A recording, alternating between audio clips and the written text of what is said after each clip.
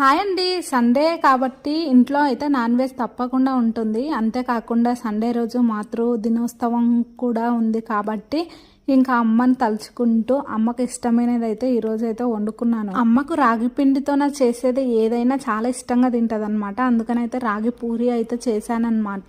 నాకు ఊహ తెలుస్తున్నప్పటి నుంచి అమ్మని ఏదో విధంగా ఎప్పుడోసారి అయితే ఖచ్చితంగా అయితే బాధ పెట్టే ఉంటాను. నాలాగా మీరు ఎవరైనా ఉంటే తప్పకుండా అయితే కామెంట్ చేయండి. ఇంకా తెలిసిన తర్వాత ఏమీ చేయలేము. అంటే ఇప్పుడు నేను ఒక అమ్మగా నేను పడుతున్న బాధలన్నీ నాకు అర్థం అవుతున్నాయి. అప్పుడు మా అమ్మ విషయంలో నేను ఎలా చేశానో ఇప్పుడు తలుచుకున్నప్పుడల్లా బాధ అనిపిస్తుంది. కాకపోతే ఇంకా తెలిసిన తర్వాత మళ్ళీ ఇప్పుడు అమ్మ దగ్గర ఉండి అన్ని చేద్దామన్నా చేయలేని పరిస్థితి. పెళ్ళైపోతే అమ్మాయిలు ఎక్కడి నుంచో ఎక్కడి చోటుకో వెళ్ళిపోతారు అనమాట. ఇంకా ఏదైతే ఏముంది లేండి, తన ప్రేమతో దేన్నైనా మరిపించగల శక్తి అమ్మకు మాత్రమే ఉంది. ప్రతి తల్లికి హ్యాపీ మదర్స్ డే అమ్మలు. Thank you for watching. ఉంటాను. Bye by.